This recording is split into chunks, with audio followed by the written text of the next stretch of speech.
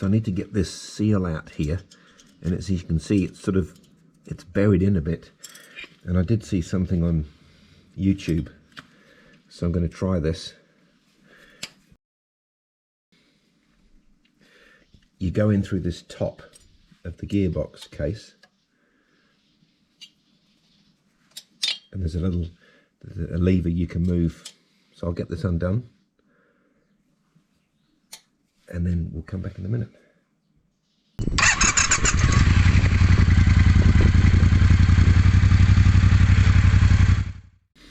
So this is the top of the gearbox. So what I'm going to do, I'm going to mark the fact that that was right there. Now I'm going to lever it forward, lift up this little fork out the way, and then take that off, and then push that in. Oh, look at that. There we go. The video was right, and it gives me enough clearance to get a tool in behind this, like this. Look at that. It's almost like it worked. Right, I'll give it a little bit of a clean. Then I believe you can actually push it back out. Oh, there we go. That needs to go on the peg. And there we go. So what we just did there is lift up this, push it, but you have to remember to get that little pointing, this bolt shaft back into that fork. So that was what we're able to do to move that. So now that the shaft is back out, we'll pop the shaft on. Just amazes me the amount of videos online, I suppose, like this, whereby people give you tips to do things, and one of them is to do this. Just pop some tape over those quite aggressive teeth on there to then form like a little slide-on adapter, really. And there's a little spring side and a non-spring side, and the spring side goes in towards this bit, and then we're just going to push that in. You want to be pushing on the edge where there's a... Oh, there we go. Oh, that's good. There we go. That's nice. That's nice.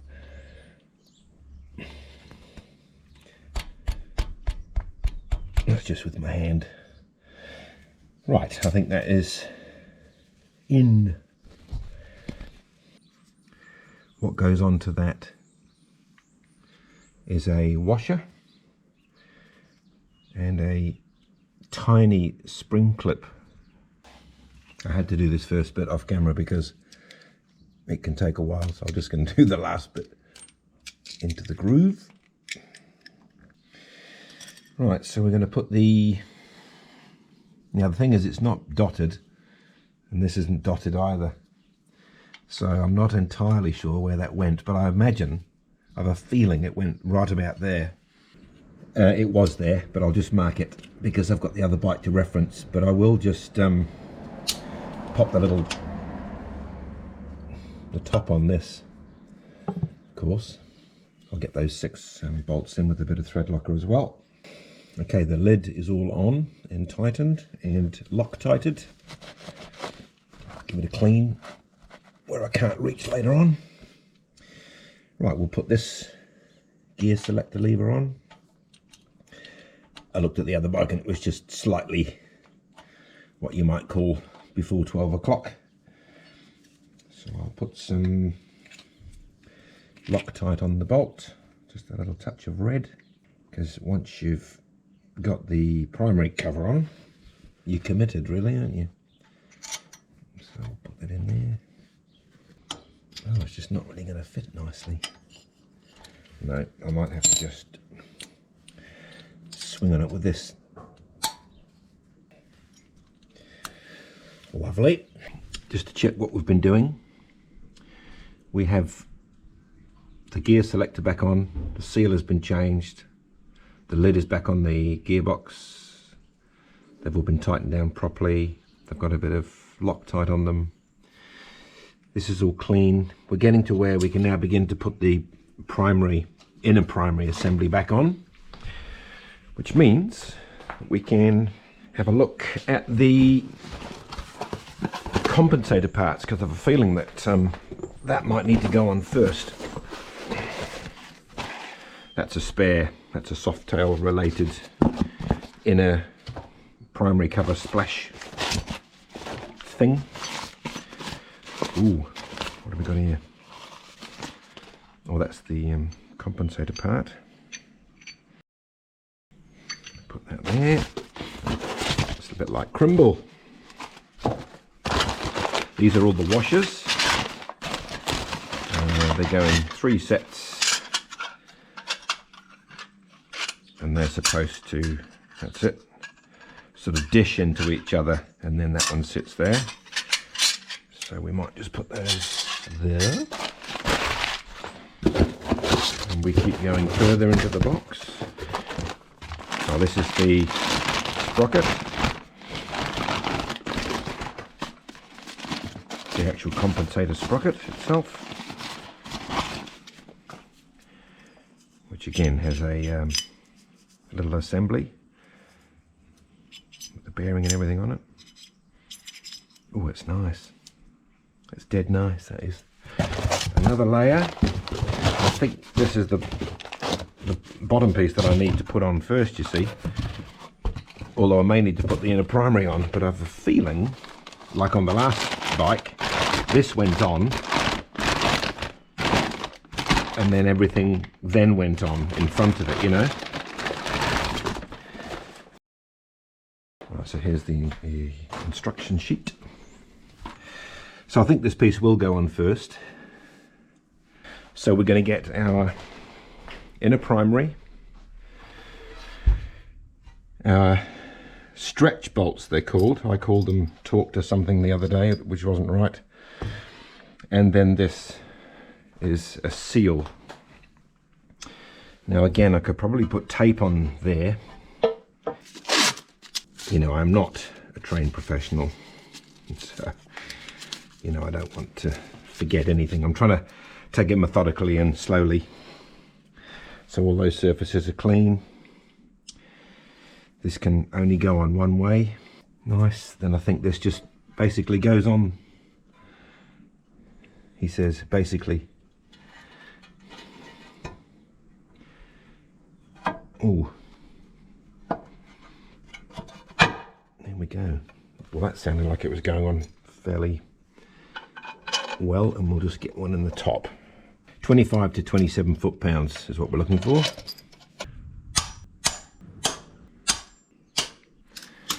They're all in. Right, so I've got that in. I've left the exhaust bracket and the steadying bolt loose, because this will just hang out the way for the time being while we get the rest of this area sorted out. So now I think it's time to get the compensator parts on in order, get the clutch and the chain sitting in position. Then we'll look at tightening up the 2 main nuts and bolts. So I think that one goes on first. Then we've got these washers that sit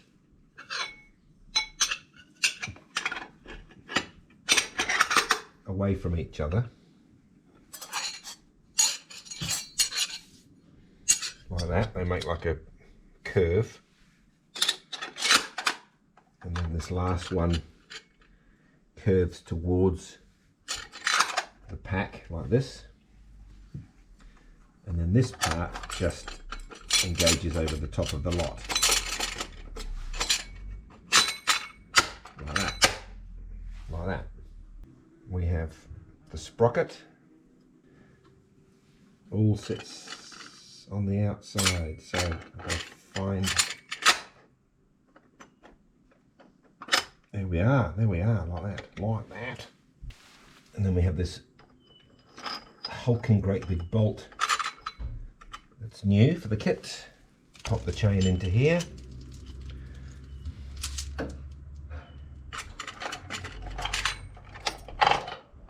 sort of got a feeling that you need to have about 3 arms to do this part.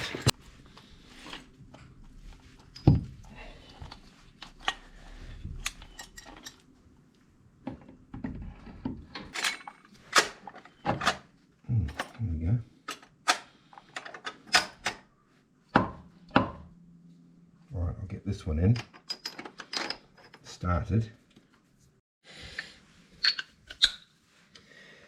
Right, now I think for me, this is the part when you realise it's getting quite sort of real. Now this is a left-hand thread, as I'm sure all the videos you've seen have told you. This Torx screw already has Loctite on it. And I'm just going to drive it in a little bit more. This is a regular thread. Right, apologies for the noise, someone's mowing their lawns, I think. So I've got everything torqued. Well, when I say torqued, I'll have to just take the responsibility to say that I have tightened it as much as I can without the aid of a clicking wrench, because it can't click in reverse for this one. But that's only 70-80 pounds, so that's not too bad. But this one I went to 150 plus the big bar within reason, not swinging, but, and I didn't want to have this in place while doing that, which is why I left it off and used blocks of wood.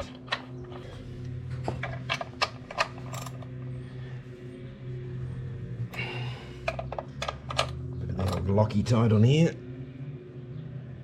Right,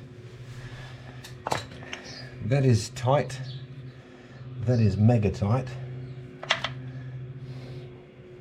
I don't know if it needs to go up one. It'll probably find its way. It's almost, I think, wanting to go up one more, but it doesn't look too, to be fair, that doesn't look too tight. So I'm hoping that's not too tight now. You know, it looks got a, yeah, it's got some wiggle room. I think that's probably fine. There's the clutch rod. I put the arrow on it pointing out for the clutch. That's the little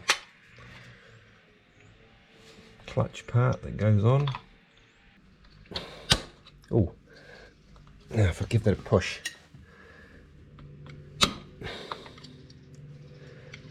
There we are. That is definitely home. Now that's got a new washer on it just from one change ago, which was only the other week actually, so the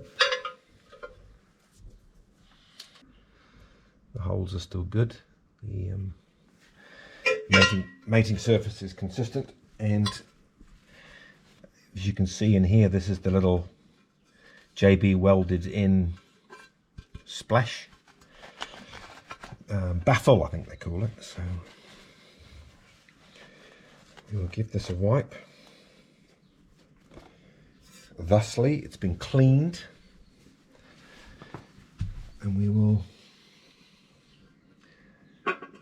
offer it, as you say.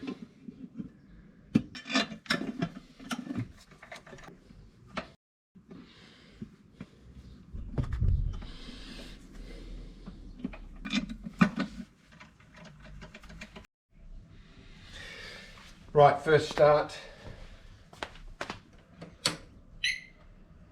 neutral, run.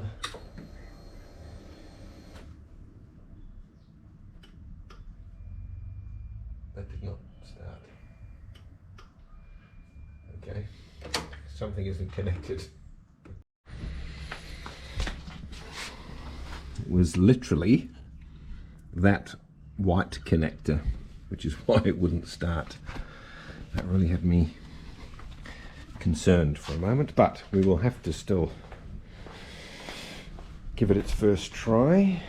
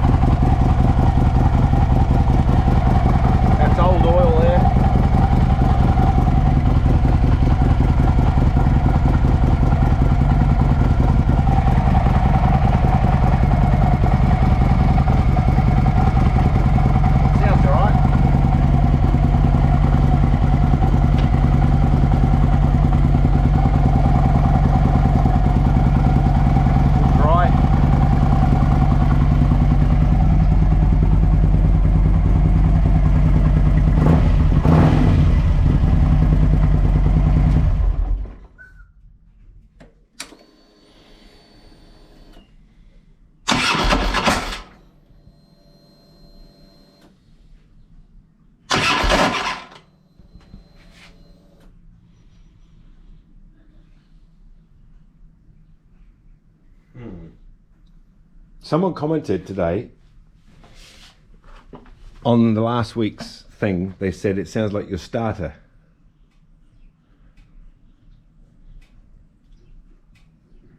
Because that's a lot even warmer and it's doing it.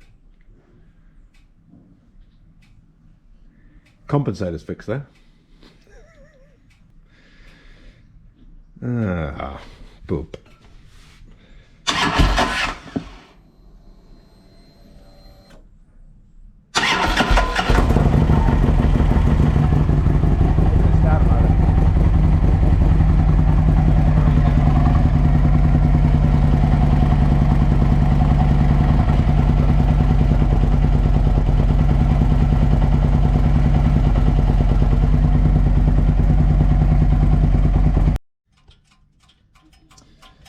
Right, there's not much I can do about this, but it could be the starter.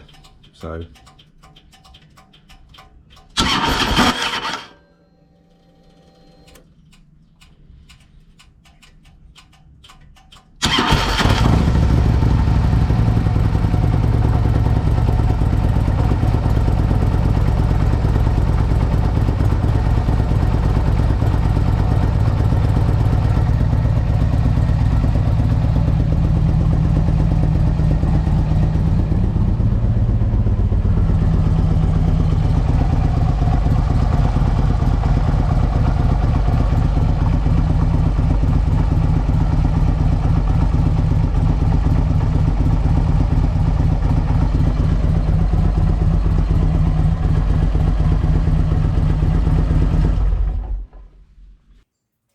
I started this morning at 9. It's about 4 now. I rang the bike shop and said, have you got the gearbox output shaft seal, which needed doing? Genuinely.